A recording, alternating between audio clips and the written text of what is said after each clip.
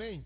Mateus capítulo 25, versículo 14, nós leremos para a glória de Jesus, e você possa abrir seu coração, que eu tenho certeza que o Senhor tem uma palavra a ser falado a nós.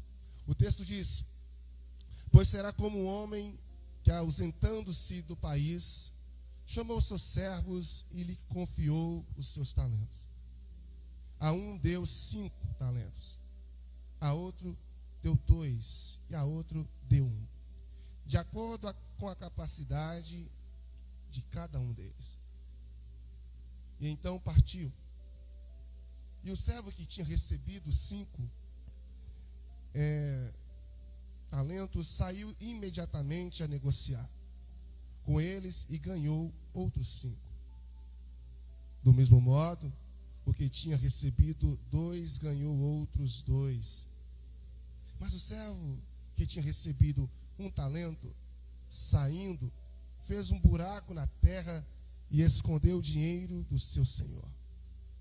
Depois de muito tempo, o senhor daquele servo voltou e fez um ajuste de conta com eles. E aproximando-se o que tinha recebido 5 talentos, entregou outros 5, dizendo: o Senhor me confiou 5 talentos, e eis aqui outros 5 que ganhei.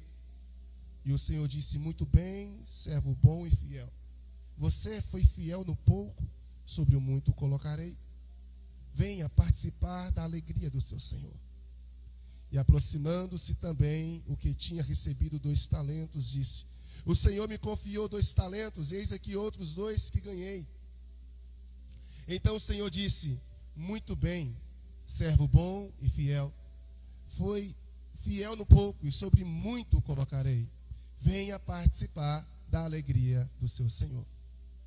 Chegando por fim o que tinha recebido 1 talento, disse: sabendo que o Senhor é um homem severo, que colhe onde não plantou e ajunta onde não espalhou, fiquei com medo e escondi o seu talento na terra. Aqui está, é seu.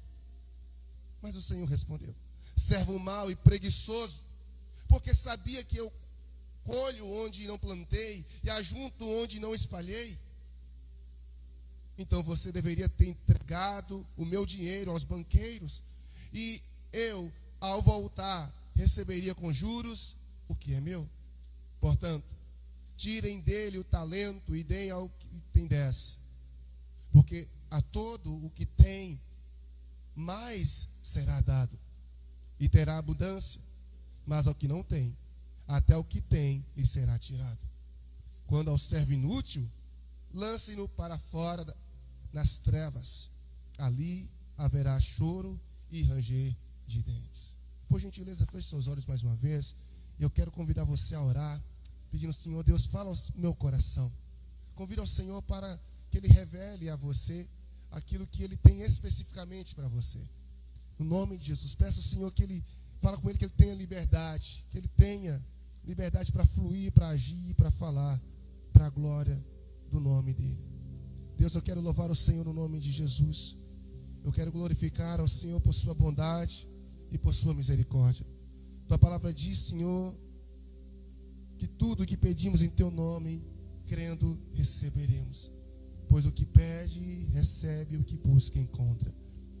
Não é sobre o homem, não é sobre o pregador, não é sobre nós, é sobre o Senhor e o teu propósito.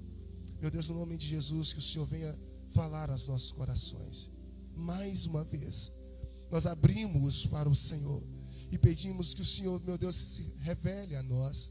Tenha liberdade nessa noite para fluir neste lugar, para mover as nossas vidas. Meu Pai, nós nos rendemos e nos prostramos diante do Senhor. Meu Pai amado, eu creio que cada pessoa que veio a este lugar veio com uma intenção, veio com um propósito. Mas eu quero colocar diante do Senhor, ó Pai, para que as nossas intenções e os nossos propósitos se rendam diante daquilo que o Senhor de fato quer falar e quer ministrar em cada coração. Então fique à vontade, meu Deus, no nome de Jesus. Amém e amém. Pode se sentar, queridos. Amados, hoje é a 5ª ministração. Estamos iniciando a 5ª semana da nossa jornada de 12 semanas. Como já foi dito aqui, nós já tivemos aqui alguns temas sendo abordados. E como os irmãos também sabem, todos os dias está sendo postado no nosso aplicativo um devocional, dando sequência àquilo que está sendo ministrado, aos temas que têm sido ministrados. O tema dessa semana, que inicia-se hoje, é Semana das Novas Oportunidades. Semana passada, nós falamos sobre missão. E cada uma dessas semanas, cada um desses temas, tem sido retirado dos nossos 12 pilares, ou das nossas 12 crenças fundamentais, que nós estamos construindo aqui. Eu já tenho dito aqui para os irmãos sobre esse processo de amadurecimento do caráter. Nós agimos, nós pensamos com base naquilo que nós temos por valor e crença. As nossas crenças geram os nossos valores geram os nossos pensamentos. Os pensamentos são transformados em conduta, em atitude, em comportamento. Comportamentos repetitivos geram hábitos e hábitos definem ao longo do tempo o nosso caráter. Então, esse processo de amadurecimento é que nós temos falado já aqui há muito tempo. Então, para que nós, como igreja, desenvolvamos hábitos saudáveis, hábitos que nos façam crescer, hábitos que nos façam amadurecer, é necessário reformular lá embaixo as nossas crenças, entender quais são os nossos valores, e a partir disso, com certeza, adotaremos com o tempo novos comportamentos. E esses novos comportamentos ditará a nossa cultura, os nossos hábitos, a cultura da igreja. Então, os irmãos já sabem os motivos pelas quais começamos essa campanha. Os irmãos já sabem os motivos pelas quais nós estamos estabelecendo novas crenças, porque precisamos de uma renovação de mente. Tudo isso já foi estabelecido nas 4 primeiras ministrações. Nessas 4 primeiras semanas, falamos sobre tudo isso. Hoje, nós vamos abordar a nossa 5ª crença, que está sendo estabelecida. Essa crença é a seguinte: somos um ambiente de autenticidade e de oportunidade. Nós temos acreditado, nós temos estabelecendo essa crença de que a Igreja Presbiteriana Renovada de Almenara, ela precisa ser um ambiente autêntico, mas também um ambiente que oportuna, né, as pessoas a desenvolverem seus dons, seus talentos, de crescer, de conhecer ao Senhor. Nós temos estabelecido esse ambiente de oportunidades, de dar e de receber feedbacks, oportunidade de evoluir como pessoa, mas principalmente evoluir como filhos de Deus. Então, por isso, querido, nós estaremos tratando o tema de hoje a partir desse pilar. E o texto que o Senhor colocou no meu coração para ministrar já é esse muito comum e conhecido por vocês, que pode até dizer dispensa comentários, né? Por causa da maneira que nós já lemos, já ouvimos, é tão comum. Mas quando você observa o texto que leu comigo, você vai perceber que existe aqui alguns personagens muito contundentes. O Senhor, que é dono, é proprietário dos talentos, e que ele em algum momento decide se distanciar, se afastar. E nesse período que ele está distante, nesse período que ele está afastando, ele deixa na responsabilidade de 3 dos seus servos os seus talentos. Cada um, de acordo com o próprio texto diz, de acordo com a sua capacidade de administrar, de gerir esses talentos. Nós precisamos compreender que nesse momento, não é só sobre o afastamento desse Senhor, mas é sobre a oportunidade que esse Senhor, nessa metáfora que Jesus conta, nessa parábola, a oportunidade que o Senhor está dando para que os seus servos cresçam, evoluam, se desenvolvam. Muitas das vezes o ambiente de crescimento, que foi a nossa 2ª crença que nós falamos aqui, que nós somos uma igreja não apenas de manutenção, mas uma igreja de crescimento. Nós não estamos aqui apenas para dar manutenção à nossa fé, à religiosidade. Nós estamos aqui para crescer. Não é só para sermos simplesmente cristãos que visitam ou que vão à igreja em dias marcados da semana. Nós estamos aqui para evoluirmos, para crescermos. Então, a oportunidade de crescimento geralmente vem quando o líder ou quando a pessoa que tem a maior responsabilidade ou que está gerindo, ele se afasta. E nem sempre é um afastar geográfico, mas às vezes um afastar de fazer. Você vai observar que Josué, ele ascende, ele evolui, ele sobe de nível quando Moisés é retirado. Eliseu sobe de nível quando Elias é retirado. Os discípulos só começam o seu ministério efetivamente após Jesus não estar mais com ele. E às vezes esse ambiente de crescimento é necessário que a figura principal se afasta, porque aí nós teremos de fato a responsabilidade em nossas mãos. E o texto diz que esta é a responsabilidade, esta era a oportunidade que esses 3 servos precisavam para sair e ascender de nível. Só que cada um tinha a sua capacidade e que recebeu de acordo a ela. Eu tenho dito, e você vai observar no esboço que você vai receber ao final, que o afastar, o distanciar é necessário para se crescer. É necessário. Desde que esse afastamento preencha 3 requisitos. O primeiro, afastar por um tempo necessário. O tempo necessário que for para desenvolver o amadurecimento. Jesus, ele subiu, mas ele disse que voltaria. E quando ele sobe, a Bíblia diz que ele envia o Espírito Santo. E esse Espírito Santo está conosco. Mas a figura de Jesus já não está entre nós humanamente aqui. Mas ele deixou em nós dons. Está em Efésios capítulo 4. Que o Senhor, ao descer lá no inferno, tomou a chave da morte do inferno. Mas quando ele subiu, ele distribuiu dons para cada um de nós. E esses dons um dia ele vai requerer de volta. Mas enquanto ele não volta para requerer, e nós vamos falar sobre isso hoje, é necessário que o usemos, é necessário que nós os aperfeiçoemos, é necessário que nós estejamos praticando. E esta é a oportunidade que você tem de crescer. Mas tem um tempo necessário entre a ida e a volta de Jesus. Também esse afastar precisa ser planejado. Jesus em todo tempo diz que iria partir, mas queria voltar. Em João capítulo 14, ele diz: não preocupem, não se turbe o vosso coração, crede em Deus e também em mim, porque na casa do meu pai tem muitas moradas e eu estou indo, mas eu vou voltar para buscar. Jesus sempre, o tempo todo, tinha tudo orquestrado. Mas também é necessário ter os motivos certos. Tem pessoas que se afastam, é necessário afastar, pastor, não é muito bom estar no meio. Mas às vezes o afastamento é gerado por motivos obscuros, motivos egoístas, motivos incertos. Jesus, quando afasta dos discípulos, ele tinha um motivo. Ele disse em João 14: estou indo preparar lugar. Esse é o motivo. Esse é o objetivo por qual estou indo. Então, no afastamento, Jesus nessa parábola não conta o que o Senhor foi fazer. Jesus nessa parábola não conta quais foram os objetivos, mas o fato é que nessa parábola Jesus mostra muito claro que esse Senhor programou a sua partida. Ele organizou, ele planejou e ele ficou por um tempo necessário para que esses homens que ficou para trás pudessem evoluir, crescer. Porque no céu não vai entrar crianças espirituais, no céu só vai entrar pessoas maduras.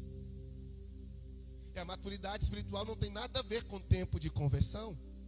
A maturidade espiritual tem a ver com o nível de intimidade, relacionamento que você tem com Deus. E o quanto você vive aquilo que você tem aprendido. Então, quando nós falamos de novas oportunidades, que é a semana que nós iniciamos hoje, que é o tema dessa semana, nós estamos falando que para ter novas oportunidades, é necessário ter um ambiente adequado para isso. Qual foi o ambiente adequado para que essas oportunidades para esses servos surgissem? O distanciamento do proprietário, do Senhor. Esse foi o ambiente, foi o fundamento. Mas para você, qual é o ambiente necessário? Qual é o ambiente crucial para que você tenha a maior oportunidade da sua vida? Quem sabe no seu trabalho? Irmãos, existe algo maravilhoso no Antigo Testamento, que eu já ministrei sobre isso aqui. Eu já falei sobre os homens que sabiam ler o tempo. Coloca um pouquinho de água para mim e solta os retornos, por favor. Um pouquinho dos retornos aqui. Individual, só individual. Os homens que sabiam ler os tempos. Eram os homens que sabiam entender qual decisão tomava. Davi os tinha, que eram os sábios que o assistiam quando ele tomava conselho. Eram os conselheiros do rei. O texto vai traduzir lá no hebraico essa palavra conselheiro como aqueles que sabiam ler os tempos. Aqueles que sabiam ler quais decisões tomar. Hoje se fala muito isso no mercado de trabalho, se fala isso dentro das empresas. Quando você sabe, quando você conhece o ambiente do comércio, por exemplo, e você precisa tomar uma decisão na sua empresa, você tem que saber Que decisão tomar com base na leitura do mercado, da bolsa, com base na leitura das vendas. Quando você tem que tomar uma decisão de mudança de cidade, por exemplo, você tem que pensar quais os prós, quais os contras. É necessário ter a leitura das coisas, para que a partir dessa leitura você tome a decisão melhor e mais assertiva. Entenda, você nunca vai aproveitar uma boa oportunidade se os seus olhos não estiverem abertos o suficiente para enxergá-los. A gente precisa compreender, irmãos, que não existe sorte. Ah, fulano teve sorte. Não é sobre sorte. É sobre estar preparado quando a oportunidade chegar.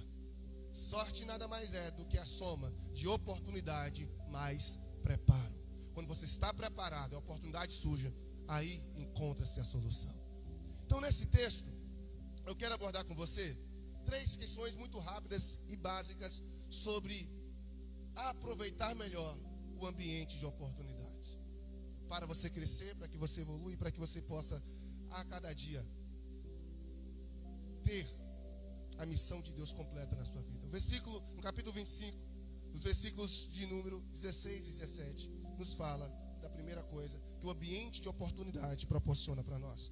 O texto diz no versículo 16: e tendo ele partido, o que recebera 5, saiu imediatamente a negociar com eles, e ganhou outros 5 talentos. Do mesmo modo, o que recebera 2, ganhou também outros talentos. Eu quero dizer para você que um ambiente de oportunidades, a primeira coisa que vai proporcionar para você, e isso agora na atmosfera espiritual, é o desenvolvimento das suas competências. Sabemos que dom é Deus quem dá. E existe uma confusão tremenda entre dom, entre competência, entre habilidade. Tem pessoas confundindo, por exemplo, fulano tem o dom de tocar, porque ninguém toca como ele. Não, isso é habilidade desenvolvida através de muito estudo. Dons têm a ver com as questões espirituais que Deus dá, mas competências e habilidades têm a ver com a sua decisão de buscar. Tem muita gente querendo que Deus dê a eles coisas, ações e atitudes que dependem dele buscar. Nós somos uma igreja de novas oportunidades, porque nós temos buscado a cada dia desenvolver, lapidar competências e habilidades. Porque é isso que o dicionário define. O dicionário define competência em 3 palavras. Primeiro, conhecimento, habilidade e atitude.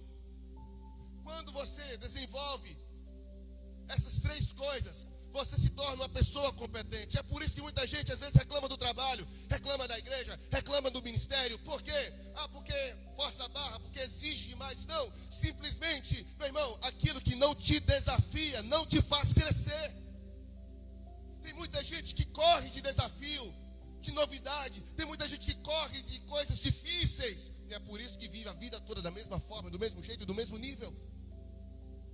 As oportunidades chegam e elas vão embora. E quando você pensa, bem que eu poderia ter aproveitado melhor, e não aproveitou. Por quê? Não buscou conhecimento, não desenvolveu habilidade e não teve atitude. São essas 3 coisas. Eu quero falar um pouquinho de cada uma delas. A primeira, eu quero convidar você a abrir Provérbios capítulo 3, versículo 3. Provérbios capítulo 3, verso 13 diz: bem-aventurado o homem que acha sabedoria, e o homem que adquire o quê? Conhecimento. Provérbios 3, 13 é o versículo. Percebe uma coisa, querido? Somente na Bíblia, se você fizer uma pesquisa, vai ter lá a palavra conhecimento. A palavra conhecimento vai aparecer mais de 121 vezes. Somente no livro de Provérbios, das 121 vezes, somente no livro de Provérbios vai aparecer 45 vezes. Às vezes nós vivemos um ambiente em que espiritualizamos tudo. Se Deus quiser, eu passo na prova. Se Deus quiser, eu alcanço aquela função. Se Deus quiser, eu vou... Sim, e a gente precisa entender que é se Ele quiser mesmo. Se Ele não quiser, nada acontece. Mas tem muita coisa que Ele quer e não acontece por incompetência nossa. Por quê? Porque eu não busco, eu disse que sorte é a junção de conhecimento, de preparo, mais oportunidade. A gente precisa entender isso. E no livro de Provérbios fala muitas vezes sobre questão de busca do conhecimento. A Bíblia vai dizer no livro de Oséias que o povo perecia porque faltava conhecimento. Jesus em João capítulo 8 vai dizer exatamente isso, que o conhecimento liberta. Tem pessoas que são refém de pregadores maliciosos, refém de uma teologia barata. Por quê? Porque acreditam em tudo que ouve, porque não tem poder de discernir. Não tem discernimento. Porque o pilar principal do discernimento é o conhecimento. Eu não posso dar uma opinião, eu não posso falar sobre algo se eu não conheço. Por isso, se você de fato quer experimentar, você quer usufruir da oportunidade que Deus está dando, a primeira coisa é: desenvolva conhecimento. Não é à toa, querido, não é à toa. E nós estamos há muito tempo sempre falando sobre essa questão e ensinando a partir disso. Mas o texto fala que essa competência, você viu no versículo 16, 17, um recebe 5 e ele é competente para multiplicar. O texto é muito claro aí. E tendo partido que recebera 5, diga comigo, saiu. Fala comigo, saiu. Isso é o que? Atitude. É ação. Eu recebi, tá bom, vou esperar um bom tempo. A Bíblia diz que quem observa o vento nunca semeia. A atitude, gente. A gente quer ver uma igreja renovada pelo Espírito de Deus, para adorar a Deus, servir uns aos outros, pregar o Evangelho, fazer discípulos. É isso a nossa missão. Mas o quanto essa parte teórica se representa na parte prática. Quanto disso vai passar pela atitude? O texto diz que ele sai. Segundo, habilidade. Você percebe que o texto fala o seguinte: o que saiu, o que recebera 5 saiu imediatamente, Mateus 25, para negociar. Irmãos, eu falo para vocês, eu, pastor Patrick, é um péssimo negociador. Eu não tenho habilidade nenhuma. Se não for minha mulher, coitadinho de mim. Irmão, coitadinho de mim. Tanto que eu nem entro nesse negócio. Eu sou mais dado que para vender, porque mas eu admito que isso é porque não é um valor que eu carrego, não é algo que me interessa desenvolver. Então, enfim. Mas se você quer ter lucro, a gente aprende isso. Tem que ter habilidade de negociar. Não é isso? Barganhar. Tem gente que é especialista, tem gente que é fera. Minha mãe ganha 10, minha mãe faz R$1, virar 10, 100 reais rapidinho, porque ela tem habilidade. É só buscar. Agora o texto nos fala de uma coisa. Êxodo capítulo 35, inclusive, o presbítero Itacarambi não estava aqui hoje pela manhã, mas nós mencionamos um pouco sobre isso. E agora ele falou, olha, vem, está conectado. Êxodo capítulo 35, lá no versículo de número 26, o texto diz que Deus vai levantar alguns homens para poder trabalhar na obra do tabernáculo. E lá ele vai trabalhar juntamente com uma equipe, não é isso? E todas as obras para poder fazer os utensílios do tabernáculo passa por este homem. E Deus disse que deu a ele habilidade para fazer toda a obra do tabernáculo. Dentre essas pessoas, o texto coloca para a gente: e todas as mulheres que se dispuseram e que tinham a habilidade teceram os pelos de cabra. Foi uma das para fazer a coberta lá, para cobrir o tabernáculo. Eu quero falar para vocês, irmãos, em nome de Jesus, que por mais que a gente admire as pessoas a fazer as coisas bonitas e bem organizadas, você pode ficar no campo da admiração. Uau, que pregação abençoada dessa pessoa. Uau, como esse cara toca bem. Eu gostaria de... Você pode ficar muito tempo assim. Esse lugar é muito confortável, é muito bom. E você usar a prerrogativa: mas Deus não me deu dom. Ou você correr atrás para desenvolvê-lo. E para que isso aconteça, tem que ter o terceiro ponto, que é a atitude. 2 Timóteo capítulo 2, verso 14 ao 15, Paulo vai dizer o seguinte: traze estas coisas à memória, Ordeno-lhe diante do Senhor que não tenham contendas de palavras, para que nada aproveitem e são perversão dos ouvintes. Procura, e aí existe um verbo, procura apresentar-te a Deus como obreiro que não tem o que se envergonhar e que maneja bem, maneja corretamente a palavra da verdade. Eu quero dizer, irmãos, tem muita gente que prega, e você já sabe disso, eu já falei muitas vezes. Tem muita gente que canta, tem muita gente que faz muita coisa. A pergunta é se está fazendo corretamente, assertivamente, dentro de um padrão. Não é sobre cantar, não é sobre pregar. Eu nem estou falando de homilética, hermenêutica, não estou falando de teoria, de esboço, não. Eu estou dizendo do padrão de Deus. A Bíblia diz que não é sobre quem adora, mas é quem adora em espírito. Entende? Existe um padrão divino para fazer as coisas. Não é só sobre ser um obreiro. Nós temos muitos obreiros, diáconos, diaconisas, presbíteros e pastor. A questão é se é um obreiro aprovado, que passou no teste, sabe? Que é resiliente, que é perseverante, que é fiel até a morte. Não é só sobre ser crente ou ser um cristão, é sobre ser um cristão dentro do padrão de Deus. É por isso que esse homem, esse primeiro servo, ganha destaque nessa mensagem, porque ele teve as suas competências desenvolvidas, multiplicadas, evoluídas. E eu quero te fazer uma pergunta: ei, e como você tem feito sobre as competências que você já tem tido? Nós aprendemos no Lidere 3 que nós somos formados a vida toda.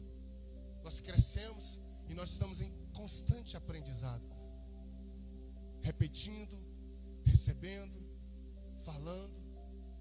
A questão é como eu estou desenvolvendo as habilidades que eu já tenho. Talvez você não está precisando de mais uma habilidade, talvez você não está precisando de mais uma competência, você só está precisando de atitude para usar o que você tem. A habilidade não é herdada, não é ganhada, ela é desenvolvida. Qual é a habilidade que você quer desenvolver a partir de hoje aqui? Qual é a habilidade? Qual é a competência? Quais são? Porque se nós estamos em um ambiente em que as oportunidades são abertas, as oportunidades estão aí para serem usadas, a pergunta é se você está preparado para isso, para usar as oportunidades. No versículo de número 18, Jesus ele nos fala mais profundamente sobre como aproveitar melhor as oportunidades e o que um ambiente de oportunidades proporciona. Veja o que o verso 18 diz: mas o que recebera um talento foi, cavou a terra e escondeu o dinheiro do seu senhor. Na NAA, tá bom, varão? Cavou. Percebe que esse camarada também tem atitude, e não vamos falar sobre isso. Se você teve atitude de sair para multiplicar, desenvolver suas competências a partir da habilidade, da atitude, esse homem também teve uma atitude. Porém você vai perceber que essa atitude é a oposta daquilo que o Senhor esperaria. Essa atitude é a oposta daquilo que o Senhor queria ver. Às vezes o nosso erro não é por falta de atitude, mas é porque temos a atitude errada. Eu quero te falar que a segunda coisa que o ambiente de oportunidade proporciona, se a primeira é o desenvolvimento das suas competências, a segunda é a revelação do seu caráter. Essa é a segunda coisa. Quando você constrói um ambiente de oportunidade na sua casa, na igreja, quando você tem uma cultura de dar oportunidades, já viu aquele velho ditado? Às vezes, para você conhecer algumas pessoas, dê poder a ela. Aí você vai conhecer quem são. É mais ou menos isso. O texto está dizendo que teve um segundo que, ao receber a oportunidade de evoluir, porque, irmãos, houve um investimento, Houve um investimento de 5 talentos. Houve um investimento na vida dessa pessoa. Mas foi um investimento. O Senhor investiu nele. Mesmo recebendo o investimento, a confiança do seu Senhor, ele decide ter uma atitude oposta daquilo que o seu Senhor esperava. E isso me faz lembrar de Isaías capítulo 5. Porque lá em Isaías capítulo 5, falando acerca da nação de Israel, Deus usa o profeta Isaías para contar também uma parábola. E nessa parábola está falando da vinha, que ele plantou, regou, cuidou, cercou. E no tempo de dar uvas boas, deu uvas bravas. E ele faz uma pergunta: o que farei com essa minha vinha? Porque eu plantei, esperando receber dela uvas boas, mas me dera uvas bravas. Isto é, ela recebeu o investimento, mas na hora de dar o retorno, deu um retorno oposto do que se esperava.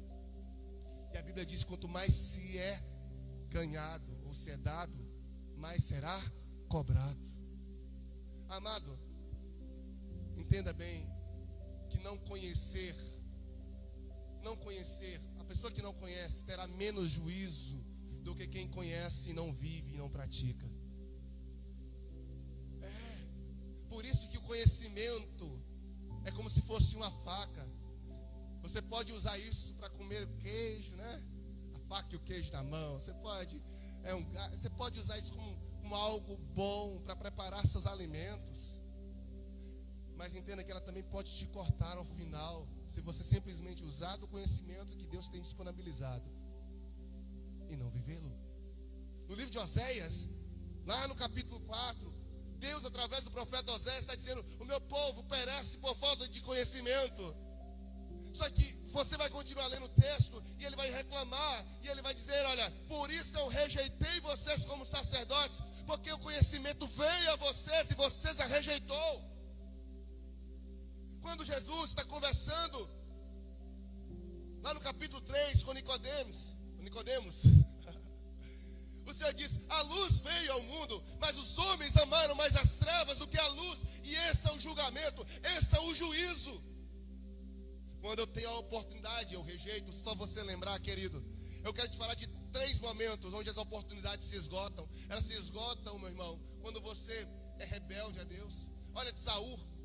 Saul recebeu a grande oportunidade de ser rei, mas a sua rebeldia fez com que ele perdesse a grande oportunidade que qualquer pessoa naquela época queria. A rebeldia, a morte e a volta de Jesus. Só que detalhe, você não tem poder sobre a morte. Ela vem. Você não sabe nem o dia em que Jesus vai voltar. Mas acerca da rebeldia, cabe a você em ser ou não ser. Está em seu domínio. O texto está nos mostrando em Mateus 25 que, mesmo sendo uma parábola, Jesus está nos trazendo a essa reflexão de que este homem recebeu um talento, ainda que fosse uma. Era competência dele, era uma atitude dele, era uma decisão dele fazer alguma coisa, escolher uma coisa para fazer com ela, mas ele escolheu errado, ele decidiu errado, ele caminhou o percurso errado. Mas isso não foi por qualquer coisa. O texto nos mostra, deixa outro versículo aí para nós observarmos. O texto nos mostra que ele cavou na terra e escondeu o dinheiro do seu senhor. Isso me mostra uma pessoa que tem falsas iniciativas ou ausência de uma iniciativa positiva. Você já percebeu pessoas que, infelizmente, isso às vezes até de um padrão comportamental delas, que a primeira opção que elas têm sobre pensar, refletir ou imaginar é sempre negativo? A primeira opção parece pensar no copo meio vazio. Essa é a característica desse rapaz. Quando ele recebe, ele, em vez de ficar grato, porque é uma oportunidade, é um investimento, mas ele decide olhar isso como uma mentalidade mesquinha, a partir de suposições erradas. Ó, irmão, lembra bem, nós estamos falando da nossa escala de valores. As nossas crenças geram valores, valores, pensamentos, e pensamentos, a nossa conduta, o nosso comportamento. Qual foi o comportamento que você observa aqui? Saiu Não foi para multiplicar, saiu para cavar um. Tem alguém comigo? Para cavar um? Por que ele cava isso? Qual era a mentalidade? Qual o pensamento que estava na sua cabeça quando ele faz isso? Está no versículo 19. Nos versículos seguintes. Olha lá. 20. Olha o que ele pensou quando ele fez isso. E aproximando-se o que tinha recebido 5 talentos, entregou outros 5, dizendo: servo bom e fiel. Vai lá, 21. Vamos para frente, vamos entender. Vai lá, pode ir para frente. Colocarei. Cadê o primeiro? Vai lá, pode ir. Está lá para frente. Verso 24. 24. Está aqui já anotado. E chegando por fim ao que tinha recebido 1 talento, disse: sabendo que o Senhor, olha o que ele estava pensando. Ele estava pensando. Sabendo que o Senhor é um homem severo, que colhe onde não plantou e ajunta onde não espalhou. Só que, qual era a mentalidade que esse homem tinha do Senhor? Qual era o pensamento que ele alimentava? Qual era a crença que estava dentro da sua mente? Qual era a crença? Que o Senhor que confiou nele 1 talento era um homem severo. Era um homem rigoroso. Era um cara bravo. Essa era a mentalidade. Esse foi o padrão mental estabelecido na mente desse servo. Mas se você analisar friamente o texto, você vai observar que esse Senhor recompensa em muito o que ganhou 5. Ele duplica 5, dá mais 5, porque ele foi fantástico. Servo bom e fiel. Pode entrar, está preparado. O que ganhou 3, que multiplicou, ele trata também, ele celebra. Esse é um homem. É tudo isso que ele pensou? Que ele acreditava? Não é isso que o texto sugere. Isto é, os padrões mentais que você constrói, e a gente tem falado muito isso aqui, determinará a sua tomada de decisão. Tomada de decisão. Qual o padrão mental deste homem levou ele a ter uma atitude, repita comigo, de medo. Medo, é isso que acontece. Medo. Segunda coisa, negligência. E o próprio Senhor disse no versículo seguinte, dizendo: servo mau, servo negligente, preguiçoso. Na versão NA, está na linha NA, mas na minha versão está preguiçoso, está negligente, está no mesmo. Você sabia disso, você estava acreditando que eu era assim, então por que você não deu os banqueiros? Isto é, o seu padrão mental bloqueou sua criatividade. A maneira como que você pensou tão negativamente sobre mim bloqueou a criatividade, a capacidade de ter pensamentos construtivos, que te tirasse dessa zona de conforto, que te tirasse desse ambiente de mesmice, que te tirasse desse ambiente de miséria intelectual e espiritual. Você está me entendendo, meu irmão? O caráter desse Senhor, deste servo, foi conhecido quando o ambiente de oportunidade chegou. Eu fiz uma frase que eu vou ler para você, que eu não vou lembrar. Assim como o óleo não se mistura com água, assim é o negligente quando exposto a um ambiente de estímulo constante e evolução. Rapidinho se afasta dos que buscam sempre o seu próximo nível. É dessa forma. Aqui nós estamos vendo a divisão clara. Não foi o Senhor que promoveu essa divisão. Não foi o Senhor, o proprietário, que intencionalmente separou os bons dos ruins. Não foi ele. Foi a oportunidade que ele deu. E quando ele abre a oportunidade, automaticamente se revela os que são bons e os que são ruins. Isso é um ambiente de oportunidade que proporciona. Por isso não é culpa do Senhor. Não é culpa do proprietário. Não é sobre culpar alguém. É sobre como é constituído o caráter das pessoas. Porque é isso que o ambiente de oportunidade proporciona. A separação do trigo e do joio. É isso que o ambiente de oportunidade proporciona. De separar as ovelhas dos bodes. Mateus 25 diz que quando o Filho do Homem vier, e ele com todos os seus anjos, ele colocará separado as ovelhas dos bodes. Qual é o critério que o Senhor usa para isso? O que eles fizeram aos menores dos pequeninos foi o critério. tudo o que fizeste ao menor dos meus pequeninos, fizeste a mim. Então essas ovelhas. Os bodes, ele diz, tudo que não fizestes ao menor dos meus pequeninos, a mim não fizeram. Isto é, a oportunidade foi dada para todo mundo. Mas a atitude de vocês, mediante a oportunidade que eu dei, determinou qual o caminho que vocês vão trilhar no final. Está dando para entender isso aí, irmão? Está compreendendo isso? Então não é sobre a maldade de Deus, não é sobre Deus ser maldoso, ou sobre seu líder ser maldoso. É sobre as escolhas que você tem quando a oportunidade lhe é dada, lhe é ofertada. Davi soube aproveitar a oportunidade, pelo menos no início. E é por isso que eu quero concluir a terceira questão que o texto nos apresenta. A primeira é que o ambiente de oportunidades proporciona desenvolvimento de competências. Uau!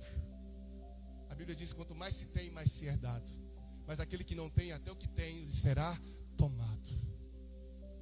É isso que o texto diz. O texto também nos fala que um ambiente de oportunidade revela o caráter. Revela quem você é, a sua constituição, seu padrão neural, seu padrão mental. E isso define as escolhas que você faz todos os dias. Mas o terceiro,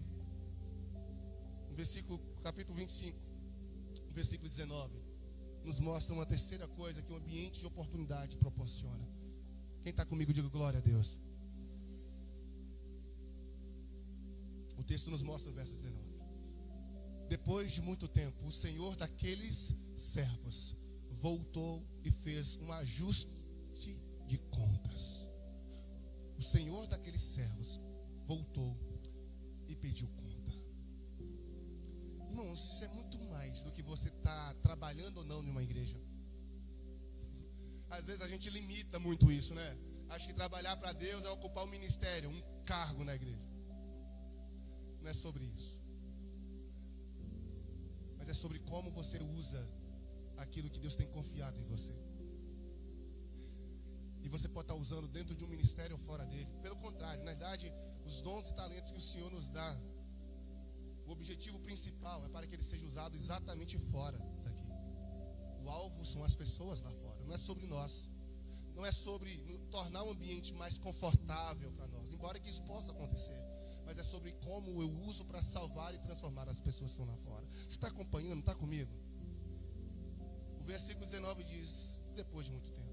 Eu quero que você perceba comigo que a partir do versículo 19 existem algumas consequências. Se a constatação da negligência de um homem desenrolou consequências, a constatação de um fiel também tem suas consequências.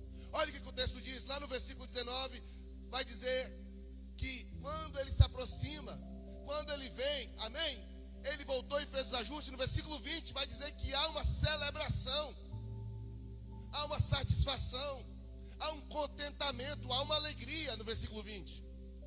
Irmãos, entenda bem que quando você é exposto ao ambiente de oportunidade, sim, tem a incompetência que se é revelada, mas também tem a competência que é revelada. Aqueles que são fiéis, aqueles que são firmes no seu propósito, aqueles que são perseverantes, aquele que vai até o fim, aquele que não abandona seu ministério, aquele que aperfeiçoa seu talento, aquele que aprende cada vez mais e vive o que aprendeu. E isso é motivo de festa, é motivo de celebrar. Às vezes nós ficamos muito naquela situação, mas os irmãos A, irmão B, não fazem, eu tenho que fazer. Irmão, a gente precisa celebrar com quem está. Tem hora que a gente está tão focado no que a gente não tem, que a gente esquece de ser grato e feliz com aquilo que nós já temos em Deus, irmãos. Não é sobre quem não veio, é sobre quem veio, quem está aqui e que está sendo abençoado pelo Senhor. É sobre isso. O texto está dizendo, sim, que o Senhor ficou triste, chateado com aquele que não desenvolveu, com aquele que foi incompetente, com aquele que foi preguiçoso. Ele está bufando de raiva, mas ele também está celebrando com aquele que foi fiel. Ele está feliz. No versículo 21 ele vai dizer isso. Muito bem, bom e fiel servo, sobre pouco foste fiel, sobre muito te colocarei. venha participar da alegria do seu Senhor. Venha participar da alegria. Eu estou feliz com aquilo que você tem feito. Eu estou grato com o seu rendimento. Eu estou muito feliz com o seu resultado. Porque entenda bem, o reino de Deus é sobre resultado. Nós não temos aqui nenhuma pretensão de inchar. Não é sobre inchaço que nós queremos nessa igreja, é sobre crescimento. Porque Deus nos criou para que multipliquemos e cresçamos. Foi uma das primeiras ordens que Ele deu a Adão e a Eva: crescer e multiplicar e povoar a terra. Quando veio o dilúvio e que Ele teve que recomeçar, Ele disse para Noé: crescer e multiplicar e povoar. Quando Jesus estava perto de subir, disse: ide por todo mundo, pregai o evangelho. O reino de Deus é de resultado. O reino de Deus é sobre frutos. Jesus, certa vez, olhou para uma árvore que não dava fruto, pequena, mas Ele amaldiçoou porque não veio fruto nela. A Bíblia diz que a árvore que não dá fruto, o galho que não dá fruto, ele é cortado e lançado ao fogo. Sim, pastor, mas é muita pressão. É pressão. Eu prefiro receber pressão para crescer do que receber a pressão da condenação. Eu prefiro. Há uma felicidade. Mas além da alegria e da satisfação, no versículo 19, o texto vai dizer que ele disse: fosse fiel. Aliás, 19, segue para frente aí, filho. Continua aí. Aí, deixa eu ver mais bom. Isso. O Senhor disse: muito bem, servo bom e fiel. Você foi fiel no pouco. Tem pessoas que não dizimam porque acham que o que ele tem é pouco. Tem pessoas que não trabalham porque acham que tem pouca energia, pouco tempo, pouco isso, o foco no pouco. Meu irmão, fidelidade no muito não é fidelidade. Não é fidelidade. É só você olhar o exemplo daquela viúva, ok? Porque você dá o que não te custa, dá o que não te faz falta. Isso não é sacrificial. Aquela mulher deu tudo que tinha. Isso foi sacrificial. O que o Senhor está dizendo é: você tem sido fiel. E eu me lembro aqui de Apocalipse capítulo 3, quando o Senhor disse: mesmo tendo poucas forças, foste fiel até a morte, entrai para o reino do seu Senhor. Eu não sei com quantas forças você chegou aqui. Talvez você está no vale da sequidão, desanimado, à beça, mas eu louvo a Deus porque você veio com as suas últimas forças, mas veio. Porque é isso que Deus quer olhar, a fidelidade no momento mais difícil da vida, na pressão, quando você de fato está sofrendo as maiores tentações da vida. A Bíblia diz que o Senhor, Ele nos assiste em nossas fraquezas. Ele está nos observando e Ele está nos carregando em seu colo. Mas nós não podemos deixar de ser fiéis ao Senhor, ainda que te falta pouca força. E Ele está dizendo: ei, meu filho, ei, nesse ambiente de oportunidade, você ficou fraco, você foi fiel nesse pouco, mas presta atenção, sua fidelidade no pouco te levou a receber uma nova gama de investimento. Eu quero te falar, irmãos, que esse versículo me chama a atenção, porque nesse versículo nos mostra que quando você sabe usar o pouco que tem, Deus disponibiliza muito mais na sua conta. Você está tentando para entender? Você entendeu?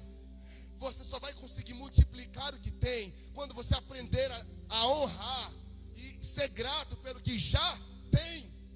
Eu não sei pregar, pastor, eu não sei cantar. Vai, meu irmão, seja fiel, dê o seu melhor. Eu sempre tenho falado aqui a frase de Mário Sérgio Cortella: você precisa fazer o melhor na condição que tem, enquanto não tem condições melhores de fazer melhor ainda.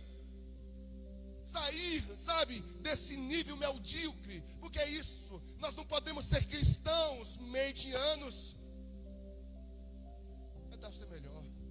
Nada de fazer o que pode. Vou ver o que eu posso fazer. Isso é mediocridade, pelo amor de Jesus. Sai desse nível, não é aí que Deus quer te ver. Deus quer te dar, que você faça o seu melhor. Ainda que você não cante como a Ana Paula Valadão, ou pregue aqui como um dos melhores pregadores do Brasil. Não é sobre a qualidade disso, é sobre se isso é o seu melhor. É o total da sua entrega. É a sua força sendo imposta. Quando você entrega o seu melhor, ainda que pouco, você recebe investimento do céu. Foi fiel no pouco, eu vou investir em você. Quantos querem ver o Senhor investindo na sua vida? Quem quer receber investimento de Deus? Você pode aplaudir Jesus aí? Dá uma glória a Deus, em nome de Jesus. Uma coisa que eu tenho entendido sempre, que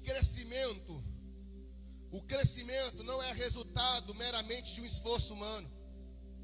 O crescimento, a Bíblia é bem clara em dizer que quem dá crescimento é Deus. Mas o crescimento vem de plantar e de cuidar. Não é isso? Nós plantamos e nós cuidamos, mas quem dá o crescimento é Deus. Isso é, faça o melhor quando plantar. Faça o melhor naquilo que você tem como missão. E aí você vai ver que o reino de Deus vai disponibilizar recursos. Vai disponibilizar recursos. Versículo 28 e 29 mostra isso. No versículo 19, ainda o texto nos mostra que o fato desse camarada ser fiel no pouco,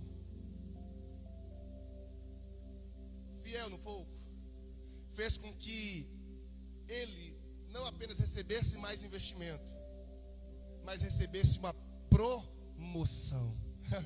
Está entendendo? Promoção.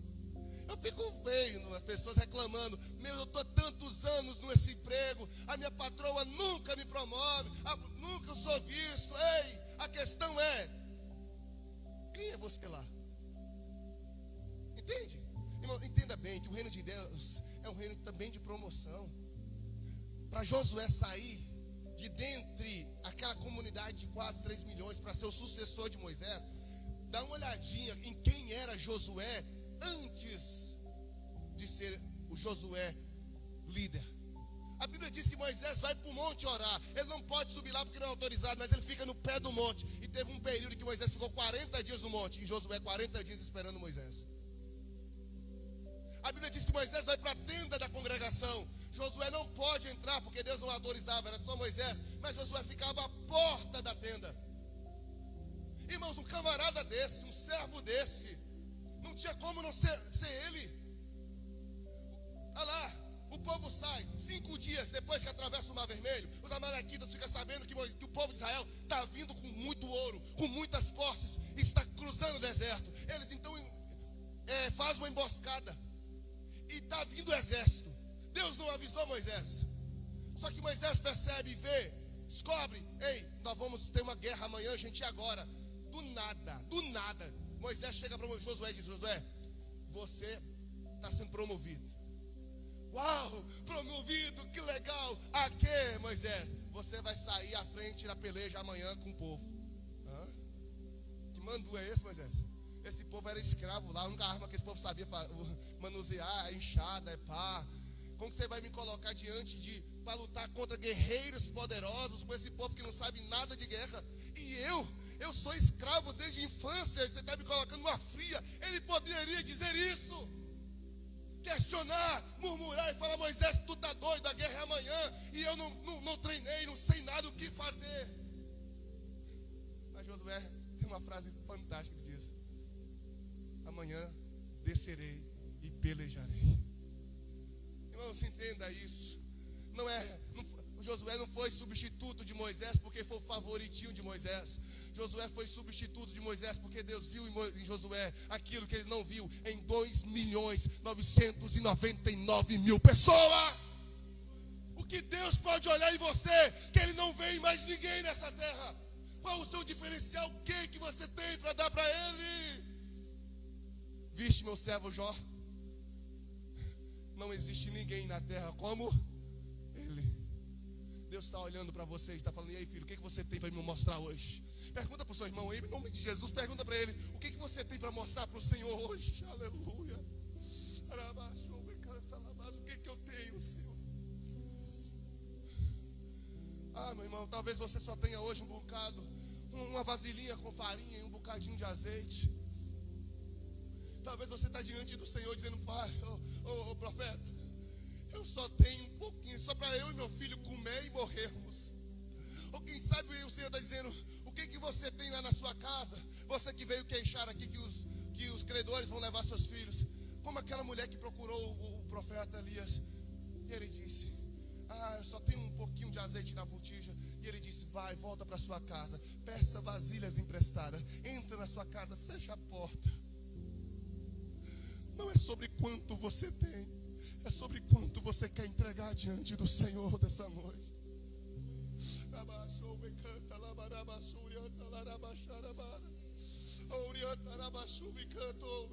É sobre isso.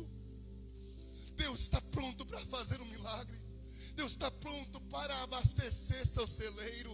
Deus está pronto. A oportunidade é hoje, é agora, para sua vida mudar de nível. É nesse momento, querido.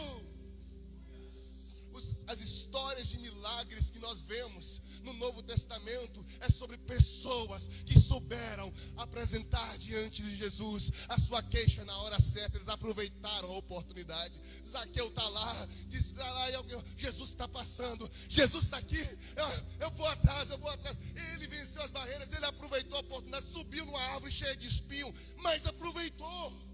O cego de Jericó gritou: Jesus, filho de Davi, tem compaixão de mim. Ainda fiquei pressionado a calar-se. Ele sabia que poderia ser, e como foi, a única oportunidade que ele tinha. Mas ele não parou, porque ele entendeu que aquele era um ambiente de uma oportunidade que ele não poderia deixar passar. Por que nós às vezes somos tão displicentes? A tristeza desse Senhor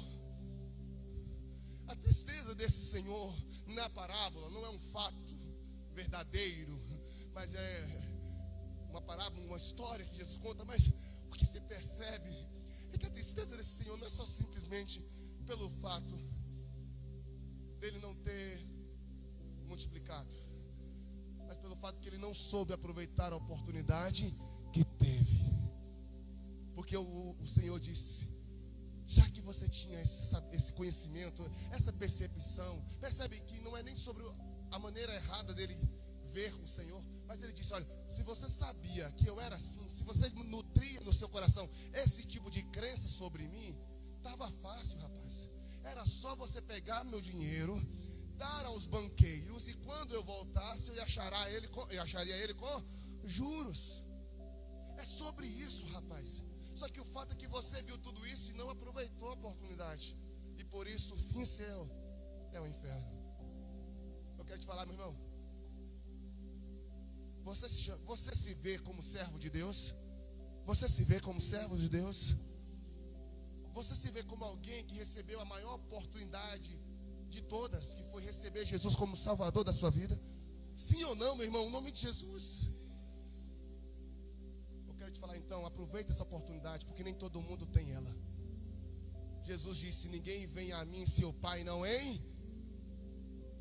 Isto é, se você está aqui foi porque o Pai te enviou. Você está entendendo isso? E isso não é para qualquer pessoa, isso não é para qualquer um, isso é só para aquele que o Pai quis, aquele que o Pai escolheu por soberana vontade e graça. Isso, querido, outros, como foi dito pelo presbítero, outros não têm nem sequer noção da oportunidade que estão perdendo. E por que nós, se fomos escolhidos pelo Senhor, como o Senhor disse ao profeta Jeremias: eis que te escolhi no ventre da sua mãe, como ele disse no Salmo 137, versículo 16: antes de ser um ser formado na barriga da sua mãe, eu te conheço, e no meu livro tem escrita a sua história. Deus te deu a oportunidade da salvação. Valorize, honre, ame, se apaixone por ela. Não seja negligente. Não seja. Sabe por quê? Porque esse momento nos revela e nos adverte sobre o grande dia da prestação de contas. Você vai receber no final. Eu vou terminar a mensagem agora. Eu vou falar sobre o papelzinho que você vai receber. E vocês estão sendo convidados.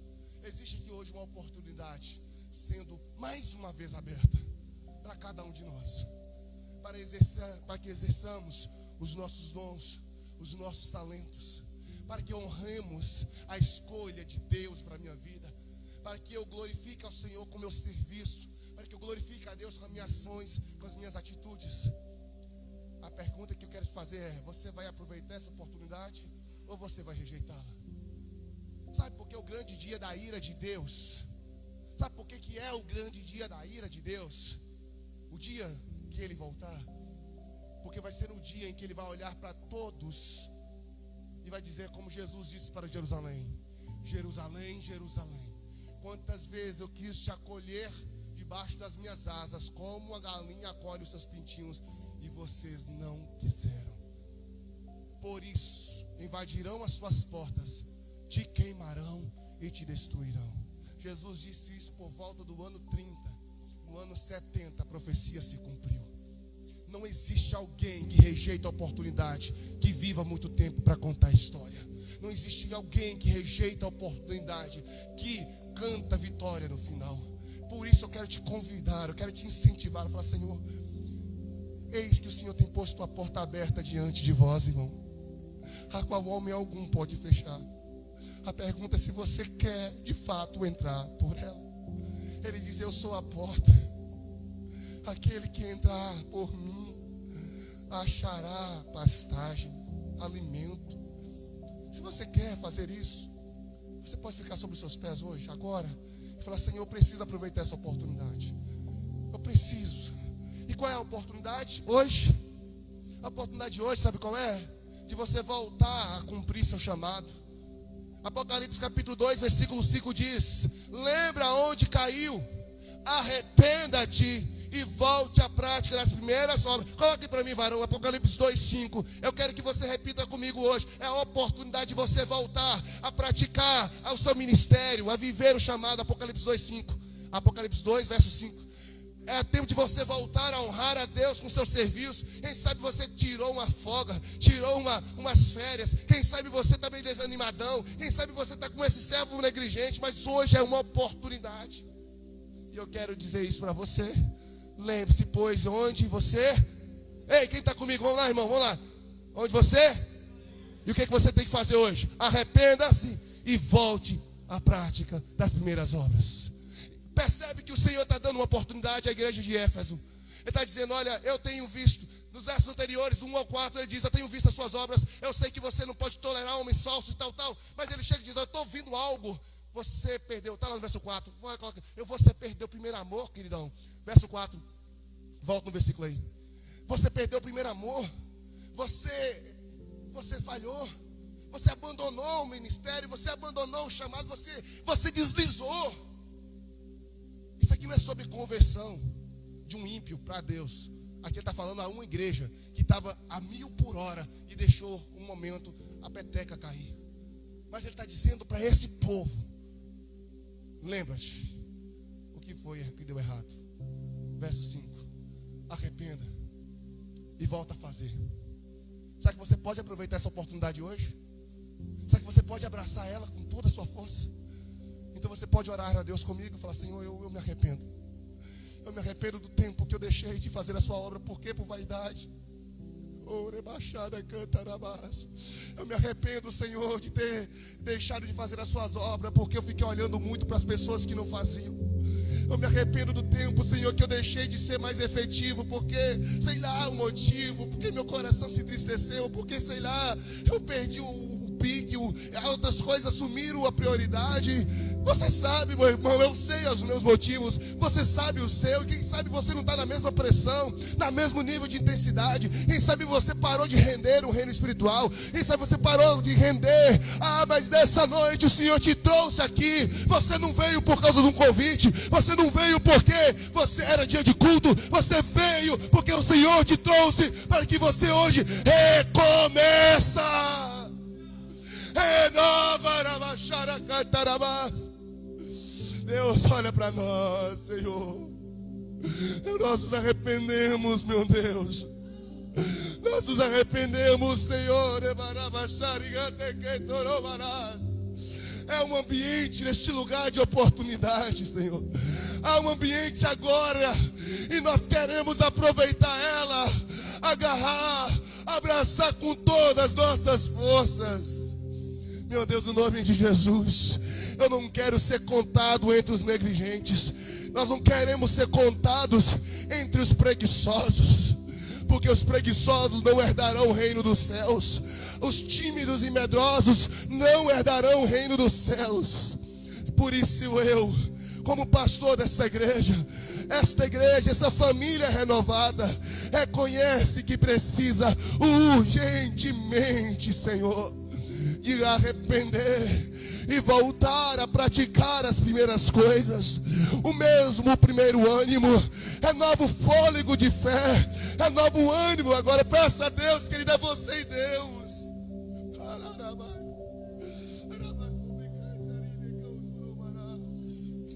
Acende a paixão, Senhor. Acende o fogo dentro de nós, a intensidade de busca. Meu Deus, no nome de Jesus, estamos sendo expostos hoje a um novo ambiente de oportunidade. Por isso, meu Senhor, não nos deixe sair daqui sem aproveitar isso, sem aproveitar esse momento. Vai, querido, você abre sua boca e fale isso para Ele. Fala: Deus, eu não quero sair daqui. Eu quero ser como Bartimeu, que aproveitou gritando. Eu quero ser como aquela mulher do fluxo de sangue, fraca, arrastada, mas ela correu, ela foi, ela tocou na orla dos versos, porque ela sabia que era a chance que ela tinha. Meu Deus, então, em nome de Jesus, que esta oração sincera seja ouvida pelo Senhor, em nome do teu Filho Jesus. Eu reconheço isso, Senhor, que precisamos urgentemente do Senhor. E como igreja, Pai, nós carecemos dessa graça. Deus, nós não queremos ser infiéis, mas queremos trazer alegria ao seu coração. O texto mostra dois tipos de servos: o servo que gera frustração e o que gera alegria. Eu quero ser o que gera alegria. Então, Pai, em nome de Jesus, que essa igreja seja os que geram alegria no seu coração. No nome do teu Filho Jesus. Amém